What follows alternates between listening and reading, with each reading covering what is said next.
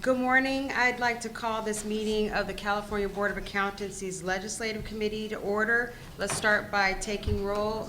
Ms. Wright, would you like to begin? Can we start with you? Kathleen Wright. George Familette. Deirdre Robinson. Carrie Ann Farrell Hines. And with that, we have a quorum. Moving on to the agenda, let's start with agenda item number 1, approval of the minutes of the March 23rd, 2017 Legislative Committee meeting. And at this time, I'd like to turn it over to Ms. Mobasaki because she has some corrections to the minutes. Good morning. Thank you, Ms. Chair. On page 4 of the minutes, there was a minor error under section E, Assembly Bill 1631. The sentence should read, it was moved by Ms. Robinson and seconded by Ms. Wright to recommend that the CBA take a watch position on AB 1631, not support. Okay. And the second minor error was on the next page, on page 5, under agenda item G for Senate Bill 496. The motion should have read, it was moved by Mr. Familette and seconded by Ms. Robinson to recommend that the CBA take a watch position on SB 496, not SB 27. All right, thank you. And that would require a motion from the committee. All right, well, would any member like to make a motion? So moved. And do we need to clarify what the motion is? Yes. The clarification is, I'm asking for a motion to approve the minutes with the edits that have been recommended by Ms. Mobasaki. Ditto. And can I have a second? Second. Thank you. Are there any additional comments or discussion from board members? Are there any comments from the public? I'll now call for the vote. Carrie Ann Farrell Hines. Yes. George Familette. Yes. Deirdre Robinson. Yes. Kathleen Wright. Yes. And with that, the motion carries. I'd like to move on to the next item on the agenda. Agenda item number 2 is update, discussion, and possible action on legislation on which the California Board of Accountancy has taken a position or is monitoring. And at this time, I'd like to turn it over.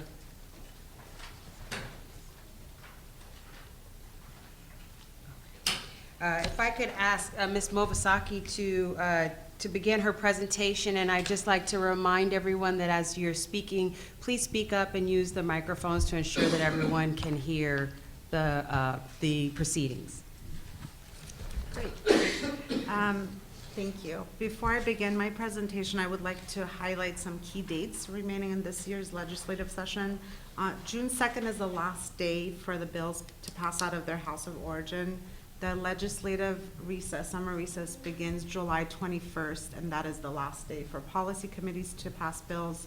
The legislature returns from summer recess on August 21st, and September 15th is the last day for the legislature to pass bills. October 15th is the last day for the governor to sign or veto bills. The CBA will have another opportunity to take or change a position on bills at its July and September meeting. The purpose of this agenda item is to present the status of legislation being followed by the CBA. Okay. This list can be found in attachment 1.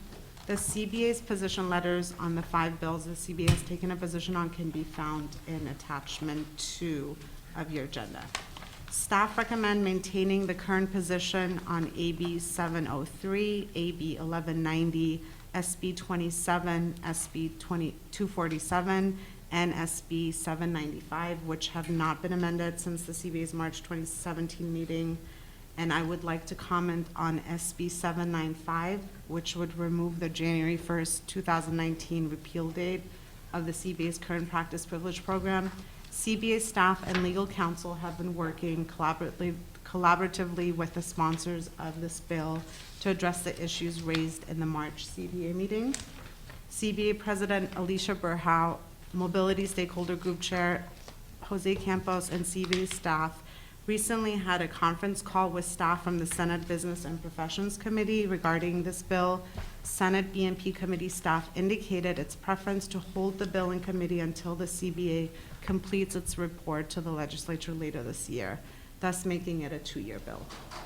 Because the regulations that implement the current practice privilege program become inoperative on January 1st, 2019, the BMP staff requested that the CBA provide language that would enable the CBA to very quickly complete a regulatory change to remove the inoperative dates of the current and previous practice privilege regulations, depending on whether SB 795 is signed into law or not. Without the authority for the expedited rulemaking process, the CBA's current regulations would likely become inoperative. The CBA provided the requested language to the Senate BMP staff, and it was amended into SB 547, one of the Senate BMP Committee's omnibus bills. This SB 547 is LC item 3E on today's agenda. If the LC does not want to recommend to the CBA a change to its positions on these bills, there's no motion needed. AB 1631 and SB 496 were amended, and the analysis can be found on pages 2 and 3 of your agenda item. AB 1631 was substantially amended, and the amended language can be found in attachment 3. This bill previously would have added the definition of professional services contained in the Moscone-Knox Professional Corporation Act to the Business and Professions Code. The current version of the bill, however, defines a shorthand reporting service corporation, making the bill no longer relevant to the CBA. Staff suggests that the LC make a motion to recommend the CBA discontinue its watch position, and I would like to turn it over to the chair for that motion. Okay. So would any member like to make a motion that the CBA withdraw its watch and support positions and can I just ask for legal counsel to clarify, is that too many things in the motion? Is that too much information in the motion? Well, I don't know if you want to take the bills separately or if you want to take them together, but essentially the motion would be on page 3, item B, staff recommendation. In light of recent amendments which make these bills no longer relevant to the CBA, staff recommend the CBA withdraw its watch and support positions and discontinue following both bills. And we don't run into any problems having all of that information in one motion? Or should we take the? You could take the bills separately Okay. if you want to take public comment on each bill. Why don't we do that then? Would anyone like to make a motion to follow staff's recommendations to withdraw CBA's watch position and discontinuing following The bill. AB 1631? I'll make the motion. And can I have a second? Second. Thank you. Are there any additional comments or discussion from board members? Are there any comments from the public? So I'll now call for the vote. Kathleen Wright, Yes. Deidre Robinson, Yes. George Familet, Yes. and Carrie Ann Farrell Hines. Yes. So at this time, I'd like to move on to SB 496, and I will entertain a motion to follow staff recommendation that the CBA withdraw its watch position on this bill and discontinue following it. I think that one was a support. Okay, so I would like a motion from a member to follow staff's recommendation that CBA withdraw its support position on AB 496 and discontinue following the bill. So moved. And can I have a second? Second. Are there any additional comments or discussion from board members? Are there any comments from the public? I'll now call for the vote. George Familet, Yes. Carrie Ann Farrell Hines. Yes. Kathleen Wright, Yes. Deirdre Robinson, Yes. and Larry Kaplan. Abstain.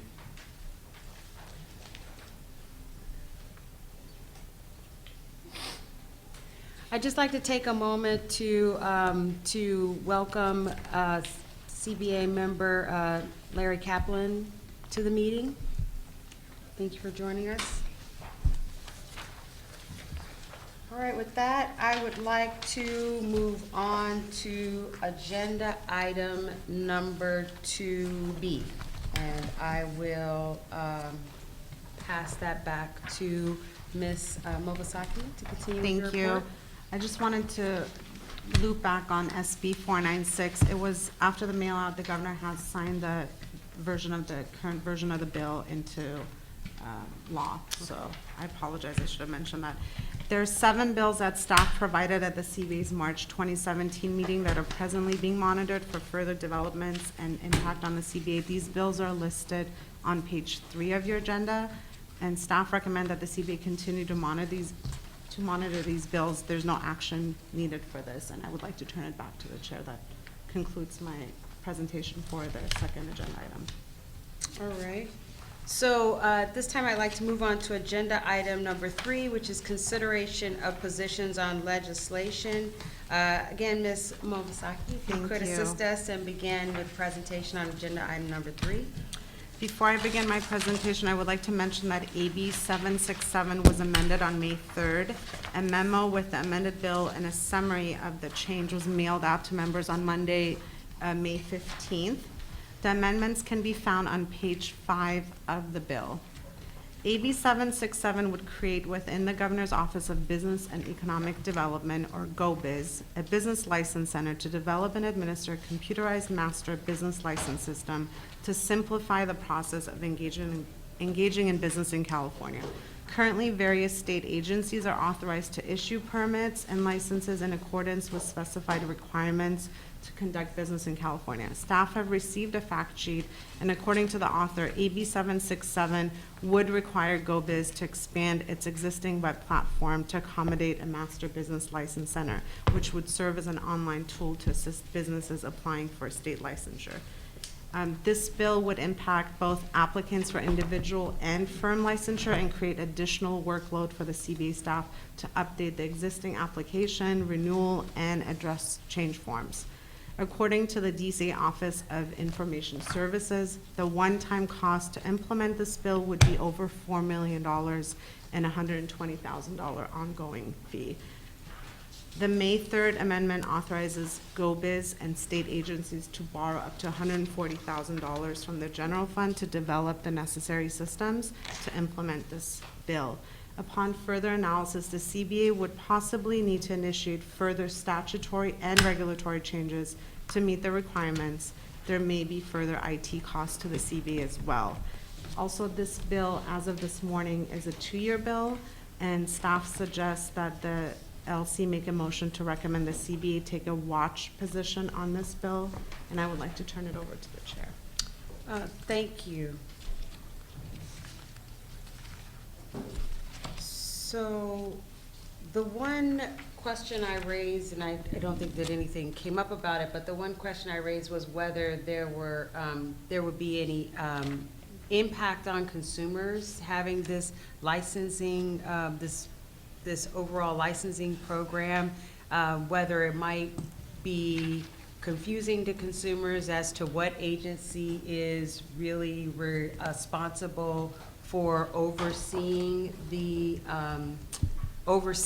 licensee. So if someone is, is interested in getting the services of an accountant, will they be confused about whether to go to GoBiz to get information about the licensee, or whether they'll know to go to the Board of Accountancy? I think it's early to have any real concerns about that, but that was just something that immediately came to mind about this licensing program. That may be just something that we just have to do some education or something like that on if this were implemented.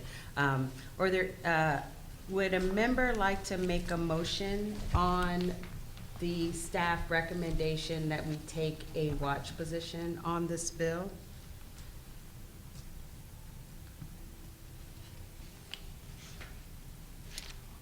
So moved. What was moved? That we take a watch position. And is there a second?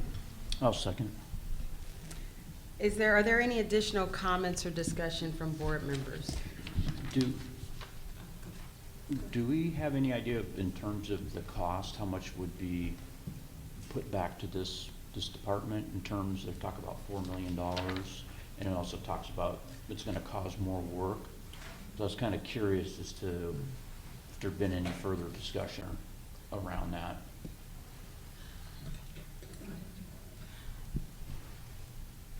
The DCA Budgets Office has been analyzing this bill, so we have an initial response from their IT unit regarding possible IT impacts of $4 million. DCA Budgets is still working on this fiscal impact to get a little bit more clearer understanding from the boards. Because yesterday it was just turned into a 2-year bill, they're still working on that. So that's something that we could provide some additional information to the members following the meeting. Yeah, I mean, I was just more concerned, I guess, that, things to think about moving forward is if it's gonna cost us more money and more work, I guess I would want the board to understand the estimates of both. Yeah, I going think forward. there would definitely be IT costs, both at the department level as well as additional IT work within the or within our board specifically, in addition to the different regulatory changes that we would need to make, possibly adjusting our application forms, setting up some internal transfers, because there's if they go through this master license agreement, the information is supposed to be sent to us electronically, funds, application, materials, so there would be additional workload. We haven't put a dollar amount to that, but that's something that we can certainly work on. Okay.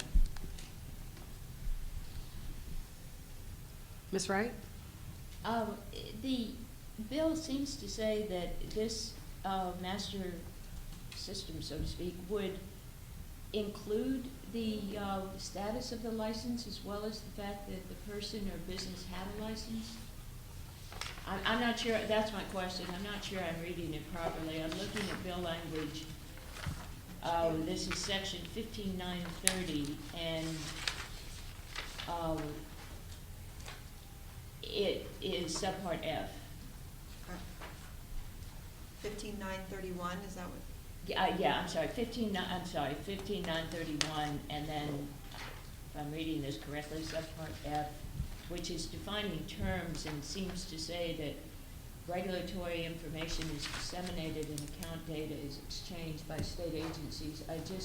Is this, bottom line, really, my question is this system just going to exhibit the name and the license number of the licensee, or does it actually also exhibit the status of the license? In other words, if a person came to this system, they also would have to go to the CBA system to determine the status of the license. It was my first reading, and then I read it again and I wasn't sure. Yeah. So if you look at page 4 at the top, line 7 of 15932, B1, it says that one of the jobs of the center that's created by this business license center is to develop and administer a computerized one-stop master business license system capable of storing, retrieving, and exchanging license information. It's really not clear whether that's just the ability to take information from our computer systems and exchange it and deliver that information to the person that's filling out the application, or whether that would have something to do with posting license status, because if you look down below, it says on line 18 that one of the jobs is incorporating licenses into the master business license system. So it's not, I think it's really unclear at this point what it's going to look like, and there's a lot of unanswered questions.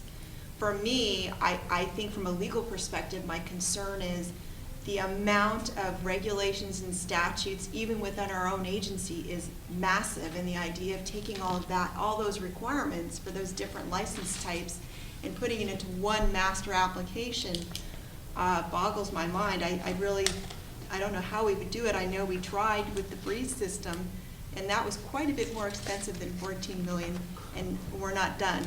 So that's my concern, that this number of 14 million is quite a bit low, considering the amount of administrative, legal, and IT work that we've put into putting the Breeze system and implementing that for some of our agencies, how difficult and challenging that was. So I think it's really important to keep a good eye on this one, because We want to make sure we have a clear understanding of the cost, administrative impact, and the legal changes that we would need, including regulatory and statutory changes that we would need to actually make this work. Thank you. I agree with the concerns that are being raised, and so although the recommendation is for us to take a wash position, it's with the understanding that staff will work very closely with the author of the bill and the appropriate committee to express our concerns about the way in which the bill is drafted and the way in which this master licensing system is implemented.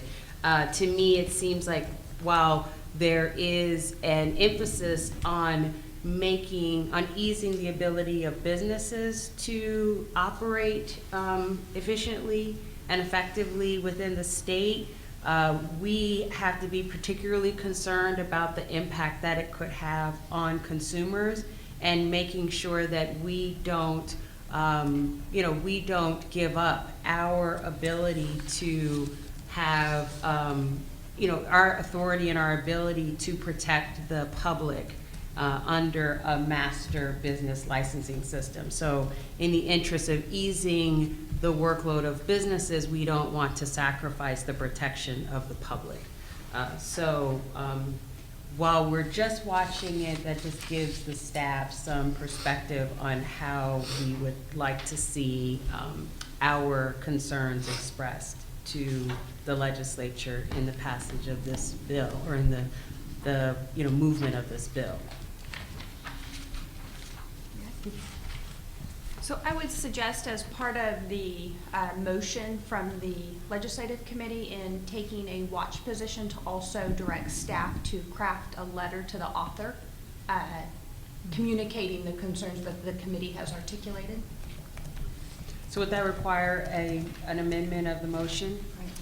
So I amend my motion to a watch with instructions to staff to provide a letter to the author of the bill with the concerns of the committee. I second. Thank you. Are there any additional comments or discussion from board members? Are there any comments from the public? So at this time, I'll call for the vote. Kathleen Wright, Yes? Deirdre Robinson, Yes. Larry Kaplan, Yes. George Family, Yes. and Carrie Ann Farrell Hines. Yes.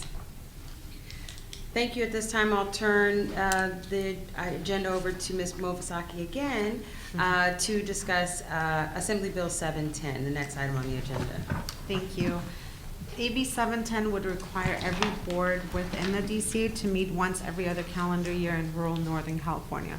Current law requires a board within DCA to meet at least 3 times each calendar year and at least once in Northern California. The CBA meets 6 times a year in either Northern or Southern California. The meetings are usually in a conference room, like this, at a hotel within close proximity to airports, and due to our streamed live webcast, the CBA has certain minimum technological requirements. On April 27th, the bill was amended to strike out the word northern. Staff reached out to the author's office and was informed that there's a possibility of future amendments.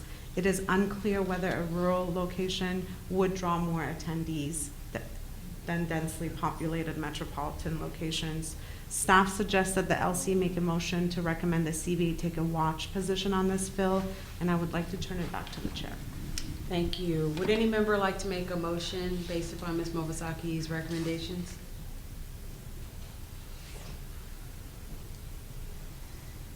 Not everybody at once. I have a question before I would feel comfortable making a motion, but that comes later, I think. You could discuss first before you make a motion as well. You want to have Okay. discussion first Sure. before. Ms. Wright? Okay. On a bill such as this, with the concerns that have been raised in the analysis section, would it be appropriate to take a position as opposed to, I guess what I'm a little unclear about is when we drop a bill into the bucket of quote watch versus drop a bill into the bucket of actually taking a position. And my my question is premised on everything I read here, and I would tend to agree, would indicate that this would be difficult. Ms. Bovazaki? So a watch position wouldn't necessarily trigger a letter of support or opposition like a support or opposition position would be. The author's office would not be notified unless, as in the previous bill, the LC directs staff to send such letter. It's just internally we would watch the bill.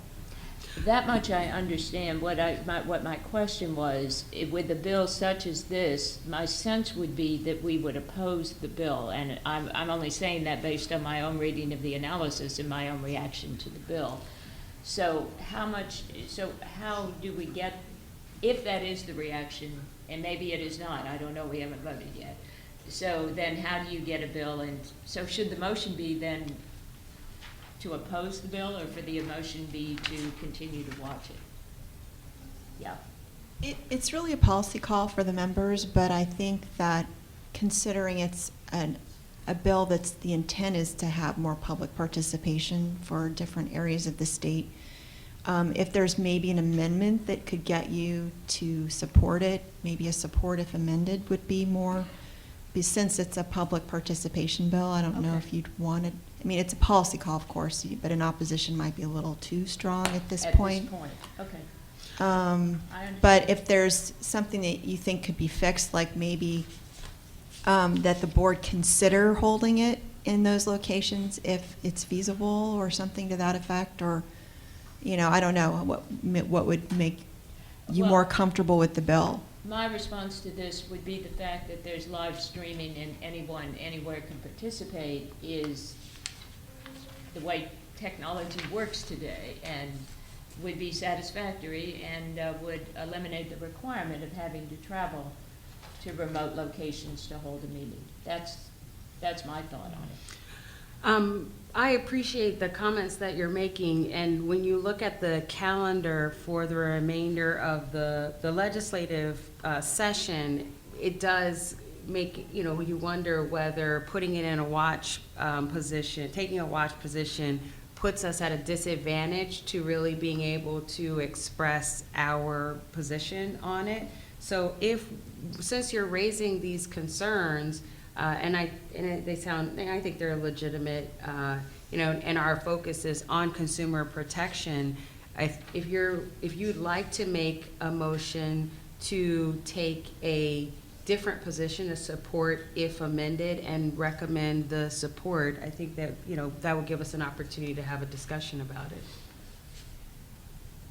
Okay, let me give it a go, and if you don't like it, just say so.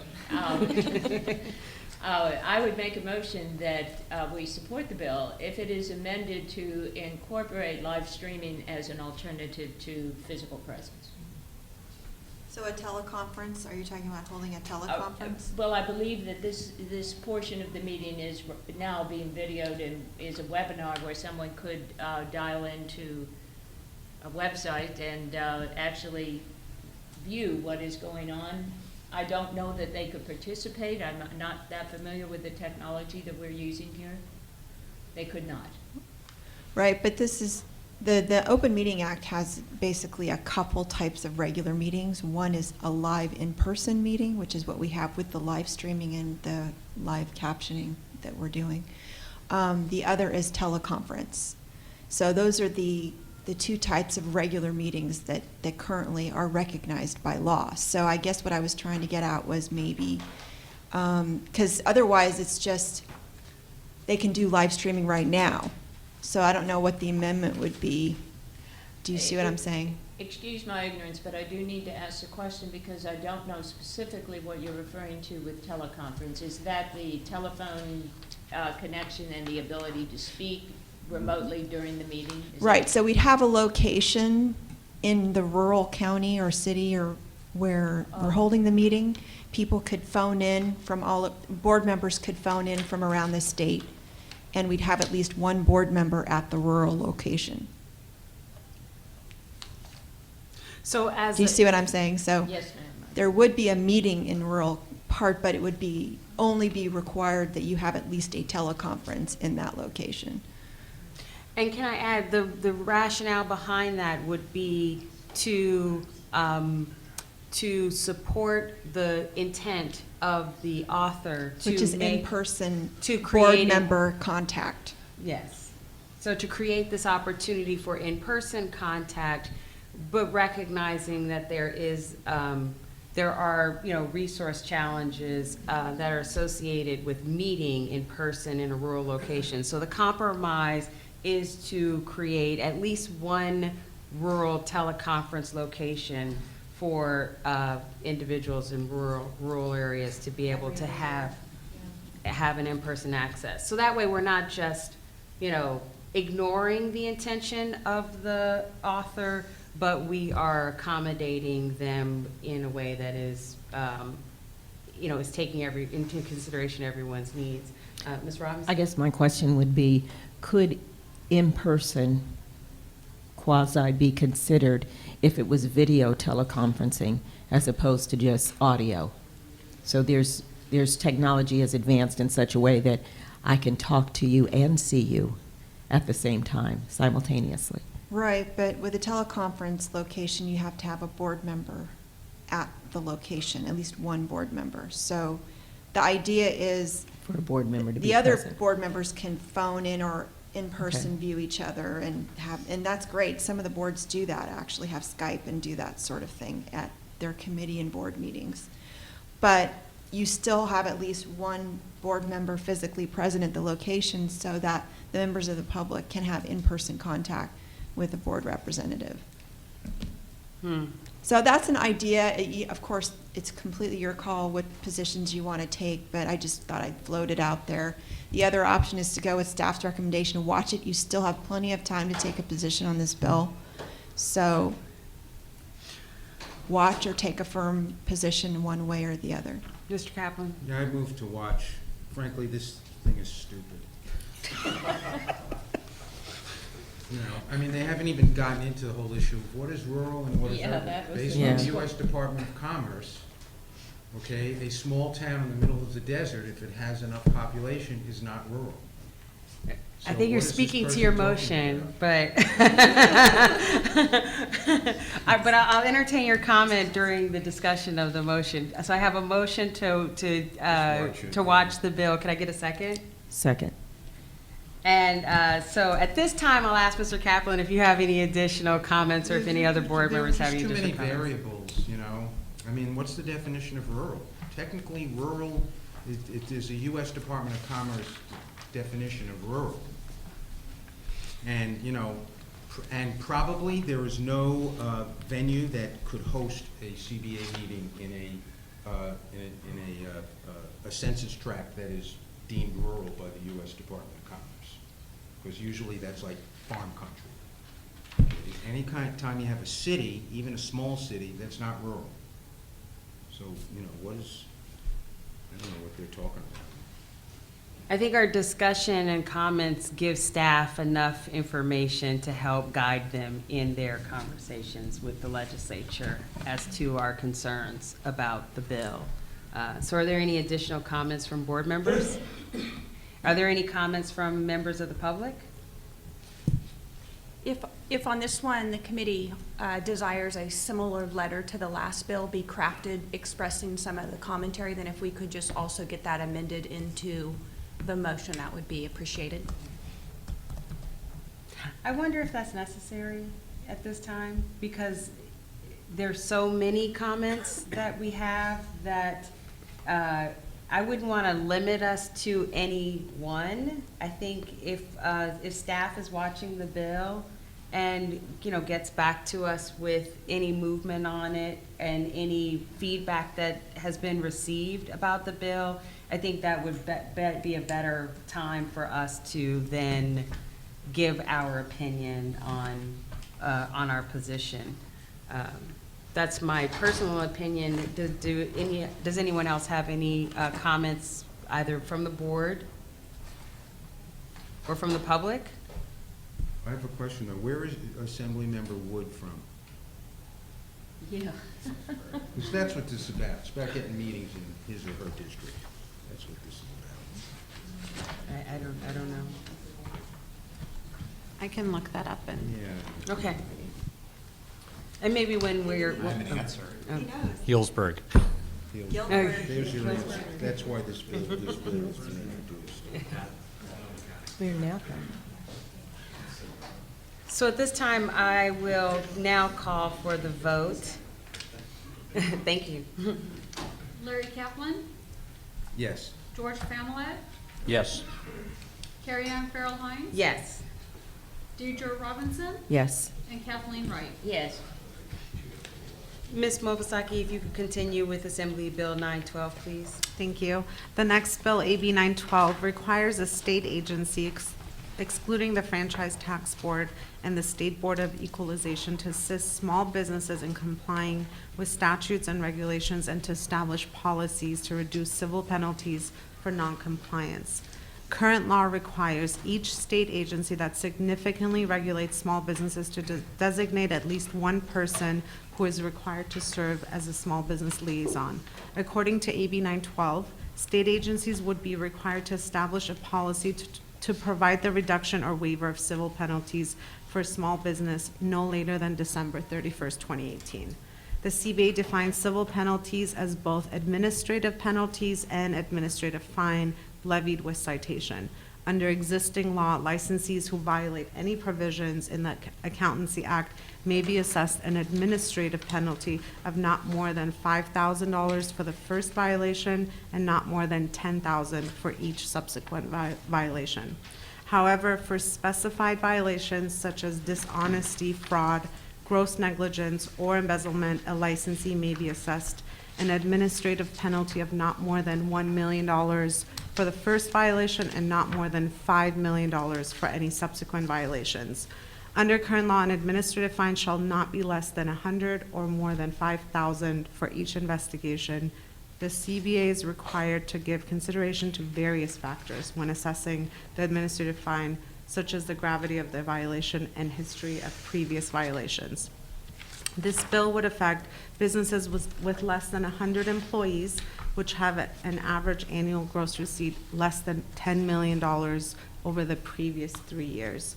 Currently, the CBA does not collect information about the number of employees or the average annual gross receipt of our licensees.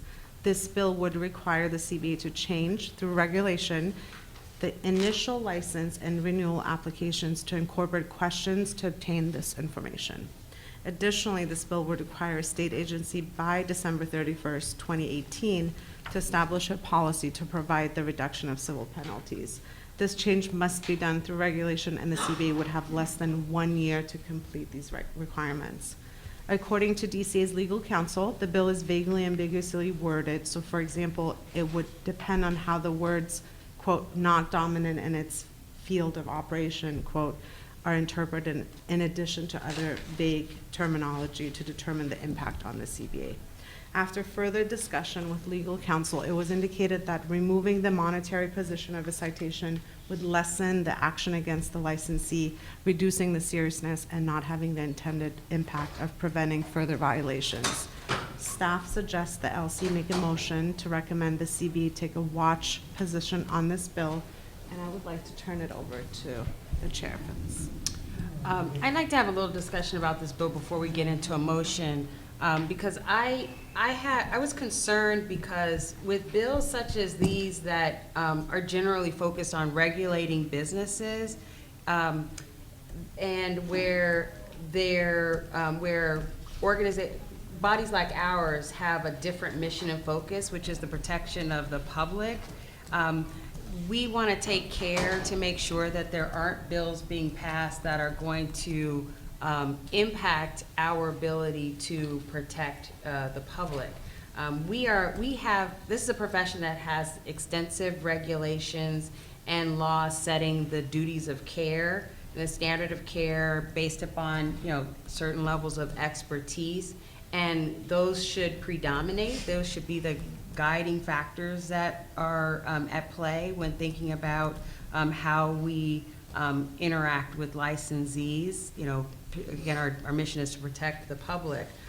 So although there was a recommendation to take a watch position, I think that this is a bill that even if we take a watch position, we should send some send a letter expressing our concern that our ability to protect the public not be hampered or not be interfered with in the passage of any regulation. Again, that's really focused on the ease of a business owner as opposed to regulating certain professions here, the accountancy profession. Does anyone else have any other comments or perspectives? Ms. Wright? Thank you. And your comments, which were very well articulated, actually slightly changed the comments that I had noted on this bill. But let me go with what I had originally noted. Number one, I was a little bit unclear as to just how far we were supposed to reduce these penalties if this were to become law. It didn't seem to provide, the bill didn't seem to provide much instruction with respect to that. And then secondly, we have the right to waive penalties now, do we not? Yeah, because my only other concern, which was somewhat influenced by what you just said, it was that the first-time offender who was unknowing and had no motive or other, I mean, granted, whatever they did was probably negligent, but nonetheless, it was unknowing and they didn't have familiarity with whatever the rule or requirement was, might be a situation where relief should be granted. The base for my saying that is the IRS and the Internal Revenue Code does waive penalties for first-time offenders. But your point is well taken, that our objective is not what the IRS's objective is, but is to protect the public, and maybe that first-time penalty is serves as a prohibition to someone to even consider conduct that would not be appropriate. And we have a number of our penalties or our non-compliance are related to continuing education, fulfilling continuing education requirements. And we want to be able to retain the maximum independence and authority to be able to set what those penalties are, because continuing education is something that really goes to the standard of care that the licensee is providing to their clients.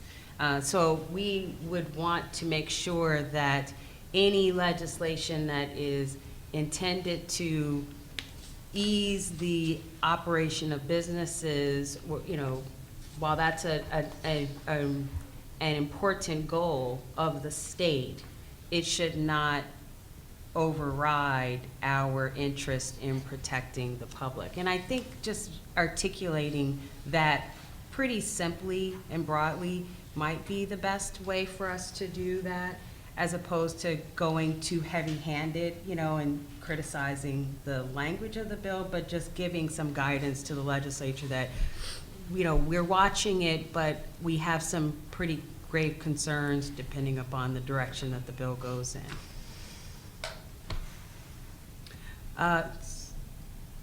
Just some background, I mean, under your current statutory structure and regulatory framework, when you're assessing a citation, you're required to consider the gravity of the violation, the good or bad faith of the cited person or entity, the history of previous violations, evidence that the violation was or was not willful, and the extent to which the cited person or entity has cooperated with the board's investigation, the extent to which the cited person or entity has mitigated or attempted to mitigate any damage or injury caused by the violation. So all of those criteria are currently required to be applied in assessing the citation amount and whether the citation should be issued. So those are very clear, straightforward standards, and I think my concern is that the way that it's currently worded really makes it difficult to implement things like whether the small business has a low degree of culpability when the conduct is judged in light of its size, length of operation, and the sophistication of its owners or managers. I'm not really clear on how we'd even analyze that and why that would have anything to do with whether the person violated the law or not. You know, so it's very unclear, whereas the standards we have right now are clear and easy to administer. This complicates it. But I also do think the idea that, you know, anyone's a small business, if they have annual gross receipts of $10 million or less, that's probably a large portion of your population. So, So maybe if the letter made some reference to those points, that, that the definition of a small business is, you know, there's a breadth to the definition of small business that is, I don't, my first inclination is to say disconcerting to us, but that feels like such a heavy-handed word, but I can leave it to staff to word it appropriately. And also to make reference to the fact that the CBA passes extensive rules and regulations that mitigate that set penalties that take into consideration the circumstances of the licensee, depending upon the action that the infraction that they've committed. So maybe if there just is a sort of a broader statement that goes to those points that was submitted, that might capture the, you know, the intent of what we're trying to, you know, do here. Ms. Wright? I think where they got it, I'm not sure, but there are several sections of the Internal Revenue Code where small business is defined by reference to average annual gross receipts for the prior 3 years that is less than $10 million. So they may have used that. Well, at this point, I guess I would entertain a motion to follow staff's recommendation and direct staff to submit a letter to the legislature reflecting our conversation at this point. You want a motion? I'd like a motion. Okay, I make a motion to direct staff to develop a letter that expresses the concerns of the board as set forth here. did you want to watch it or take another Watch, position? and then a letter expressing the concerns. Second. Are there any additional comments from board members? Any comments from the public? I'll now call for the vote. George Pamela, Yes. Larry Kaplan, Yes. Deirdre Robinson, Yes. Kathleen Wright, Yes. and Carrie Ann Farrell Hines. Yes. Ms. Mofasaki? Before I begin my next presentation, I would like to mention that AB 1005 was amended on May 2nd. A memo with the amended version was mailed out to members on Monday, May 15th, and the changes can be found on page 3. The amended version would require only non-healing arts boards within DCA to include an order of abatement and a citation. This would allow a licensee to fix the violation within 30 days, and if the licensee successfully abates the violation within 30 days, the fee is waived. The CBA's top 2 violations, as the chair mentioned, resulting in citation are failure to complete a minimum of 20 hours of continuing education in each year of the 2-year license renewal period, and second, the failure to respond to any inquiry by the CBA within 30 days. For fiscal year 2016-17 to date, the average administrative fine amount the CBA has assessed is $370. Staff worked diligently to assist licensees in complying with the law prior to issuing a citation and any assessed administrative fine. Prior to cases being referred to the Enforcement Division, the Licensing Division will send at least 2 letters providing the licensee the opportunity to rectify the deficiencies. Once referred to enforcement, staff will continue to work with the licensees to inform them of the violation and provide another opportunity to resolve the deficiencies. With regards to a citation for failure to complete 20 hours of CE citation, the fix-it-ticket approach would not work as there's no remedy for a licensee to retroactively complete the required hours in a prior year. If this bill passes, it would most likely require the CBA to establish a policy for when to consider issuing fix-it tickets. Since the bill would go into effect January 1st, 2018, the CBA would have less than 1 year to complete any regulatory changes. Given the CBA's current practice of assisting licensees in complying with the administrative requirements, AB 1005 would not have a significant impact on workload. The author's office reached out to staff and asked for guidance on amendments. Staff informed them that the CBA has not taken a position on this bill and will do so at this meeting. This bill may have a potential fiscal impact, but it would be minor and absorbable. And staff also shared the analysis with the author's office. Staff suggests that the LC make a motion to recommend the CBA take a watch position on this bill, and I would like to turn it over to the chair. In light of the extensive conversations that we've been having about our concerns about the licensing bill and about AB 912, it seems like we might want to take another position on this bill, but I wanted to open it up to discussion from the board. Well, I think we should take a no position.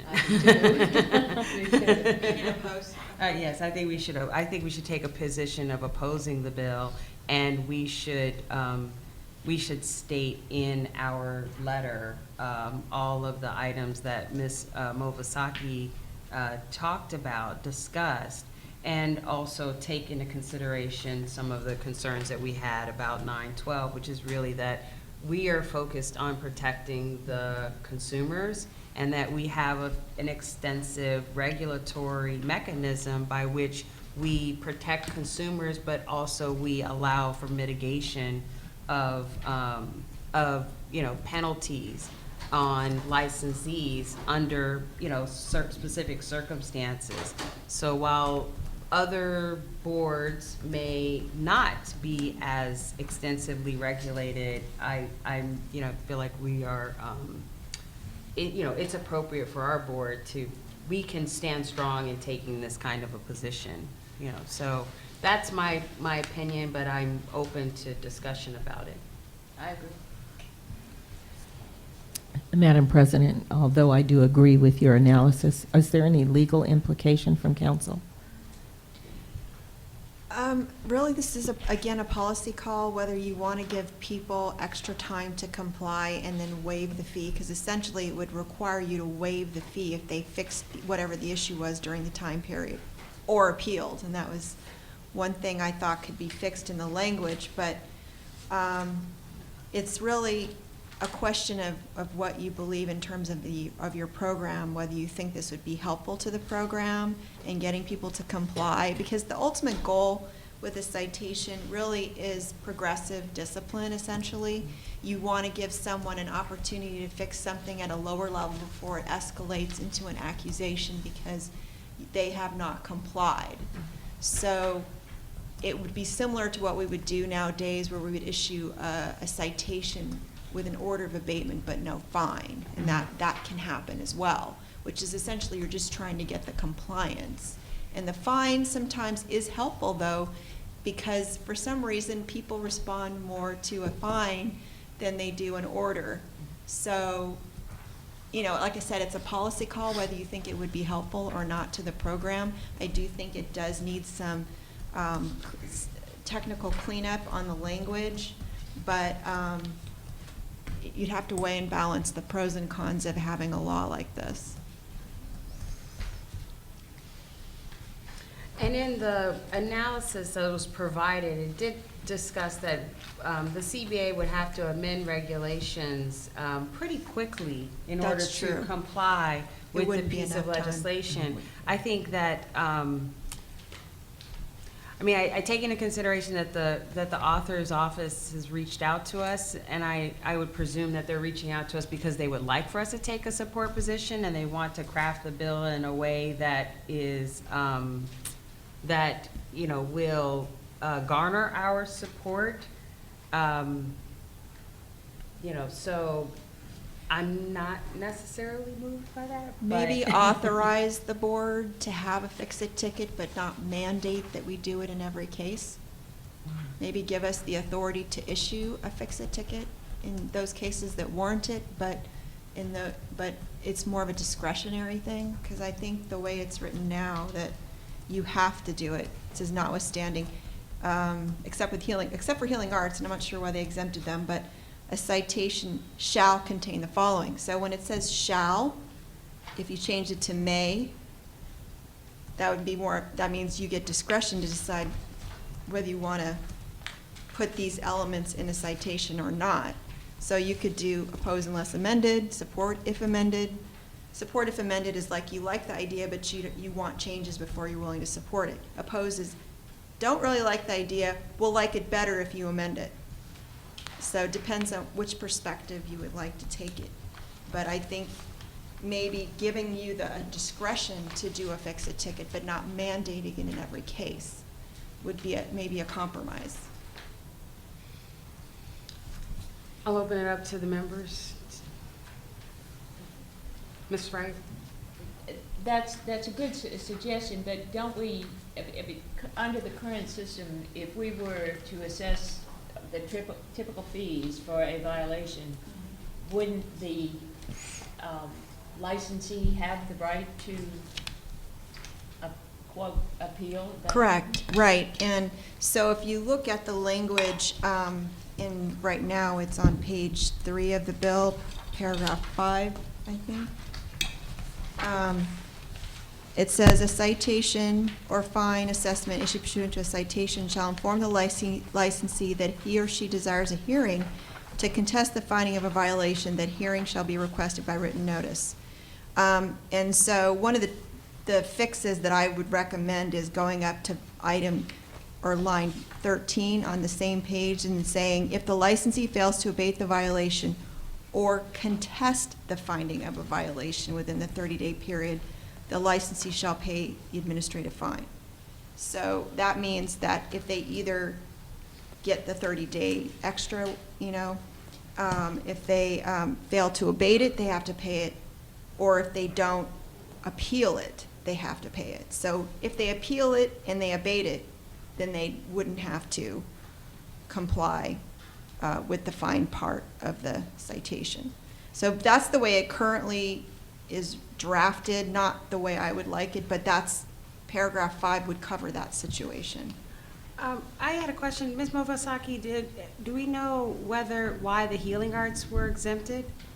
No. Maybe what we should do is take the watch position and ask staff to do some more investigation as to why there were the exceptions.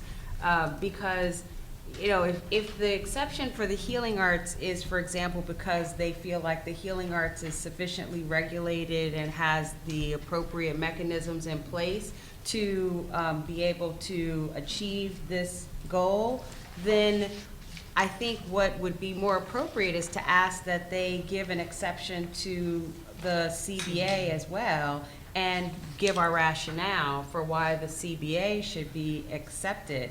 And then we could take a I guess it would be a supportive amendment to accept the CBA. But I think it would be more respectful if we reached out to them and asked them, why did you make an exception for the healing arts?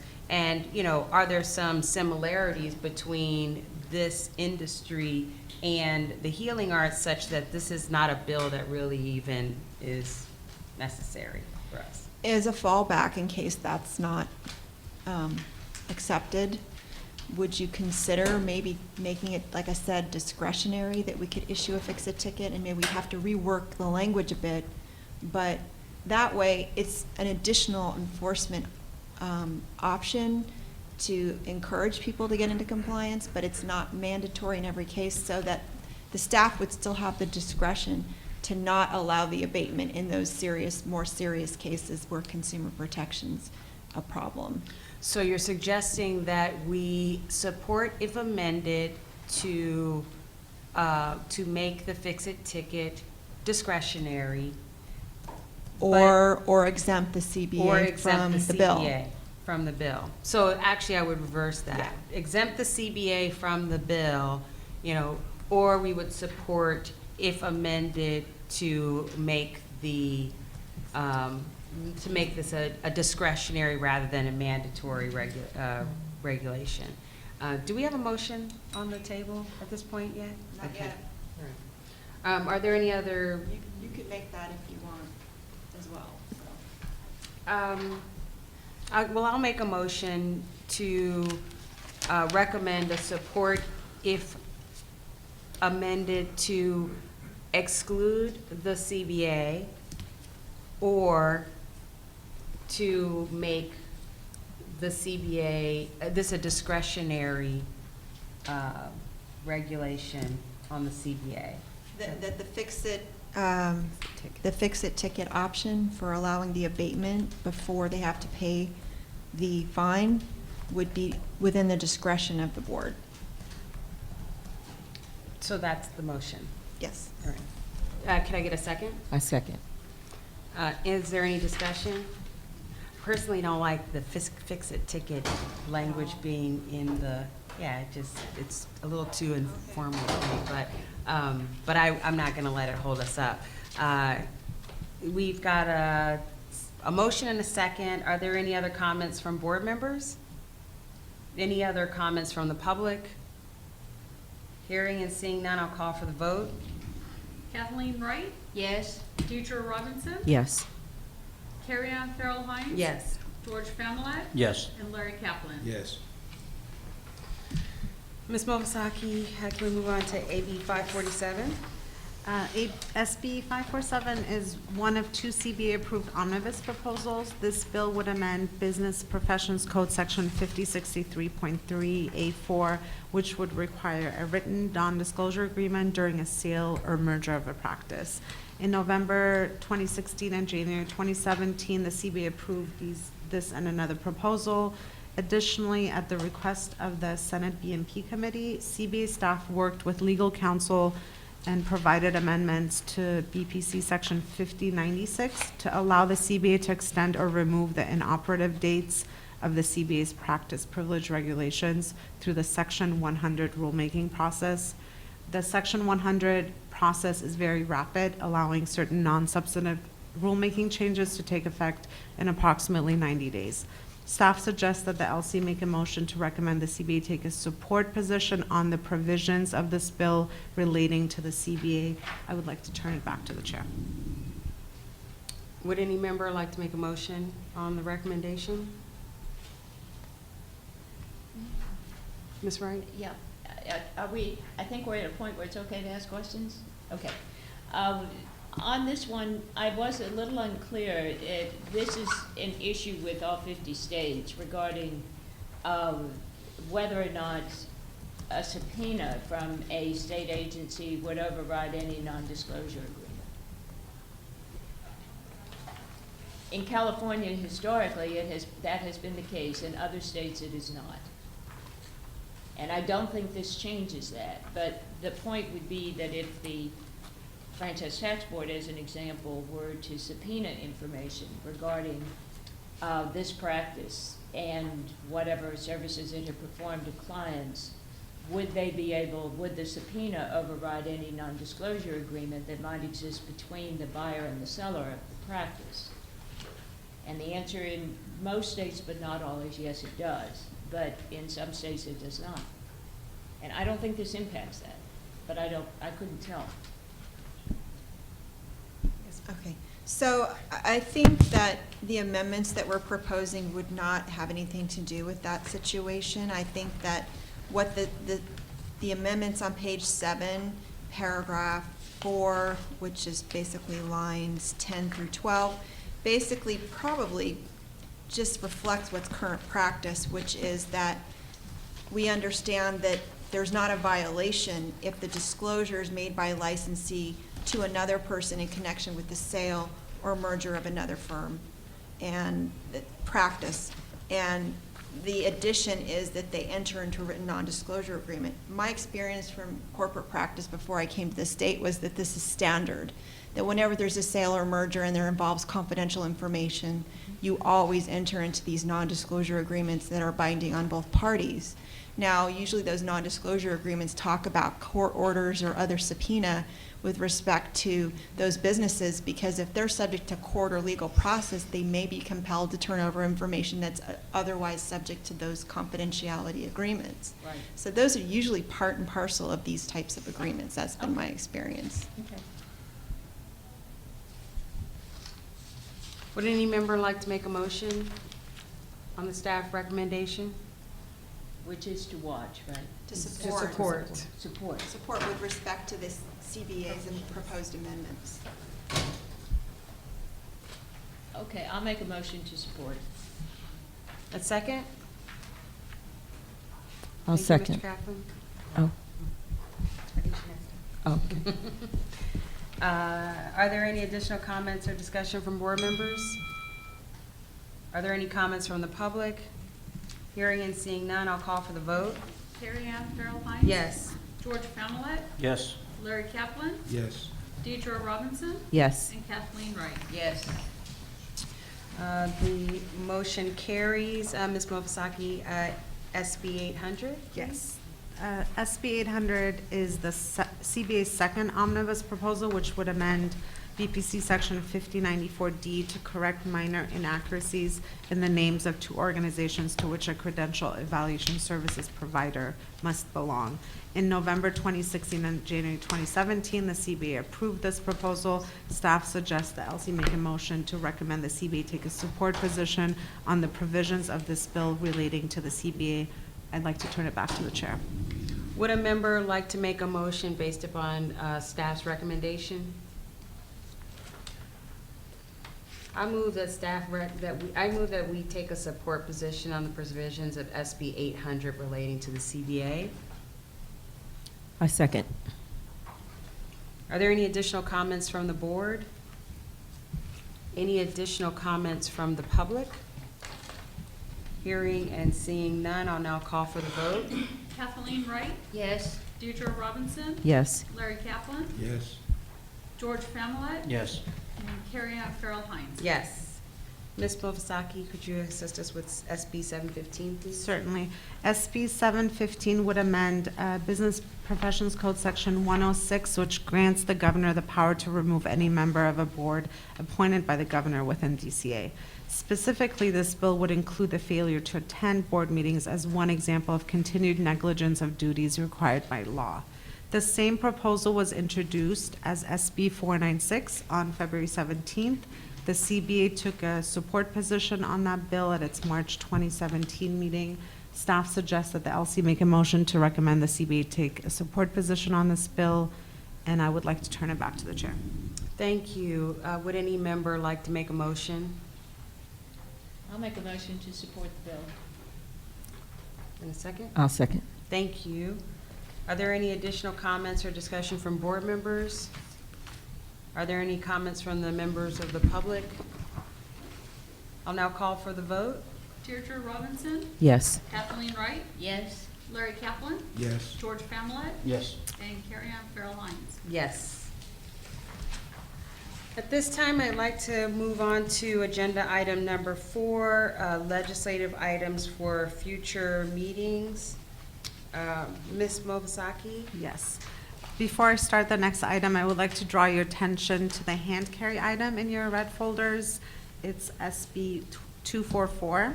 The purpose of this agenda item is to allow the CBA the opportunity to discuss SB 244 and determine whether it should be on a future CBA meeting agenda or scheduling a special meeting. I would like to mention that the CBA is prohibited from taking a position on this bill at this time because it was not noticed on the CBA agenda.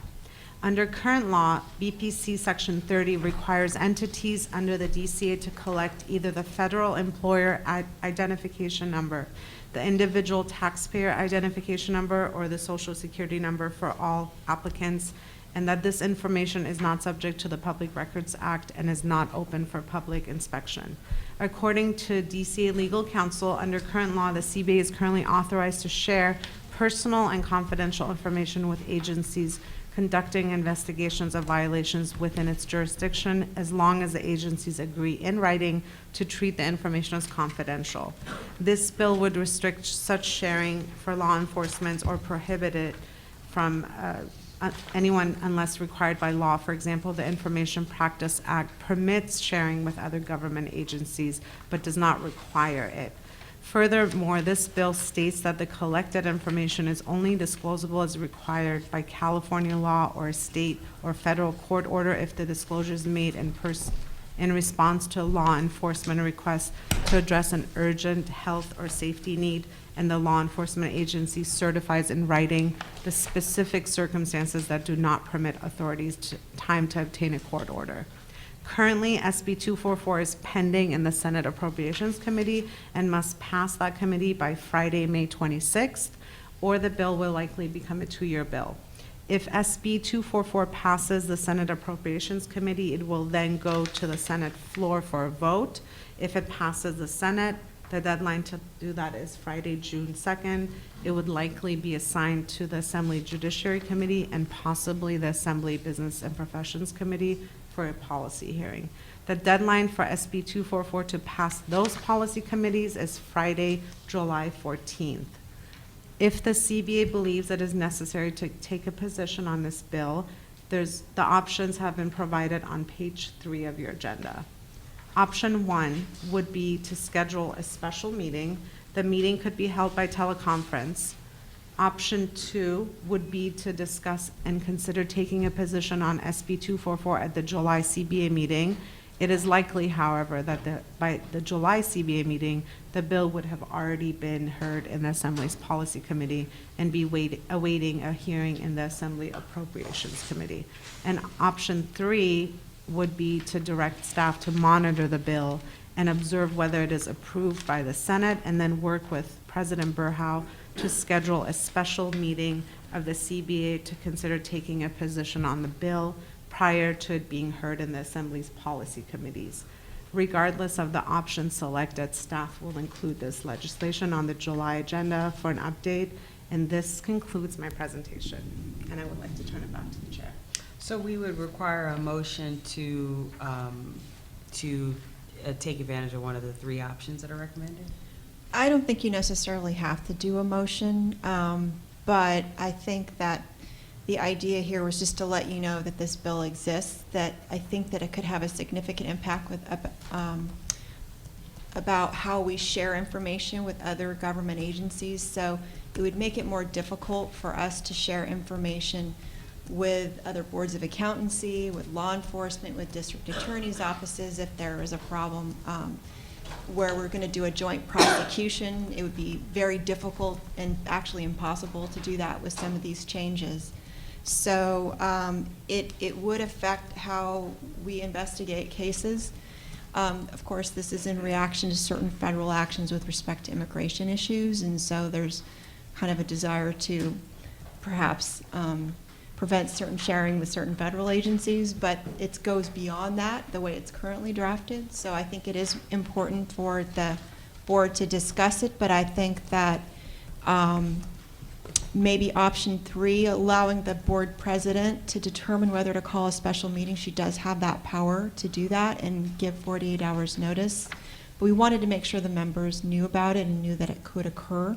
So you don't necessarily have to make a motion. You could leave it to the board to decide how it would like to, whether it would like to actually take a vote and call a special meeting at this meeting, or allow the president the discretion to determine whether to call that special meeting and then vote on the necessity at that meeting. Do any other board members have perspectives, opinions on this? If not, I'm inclined to pursue option 3, which is to direct staff to monitor the bill and then work with President Burhow to take the next appropriate steps. All right. Are there any additional items for future agendas? Okay, at this time, I'd like to open the meeting up for public comments. Hearing and seeing none, then this meeting is adjourned. Thank you.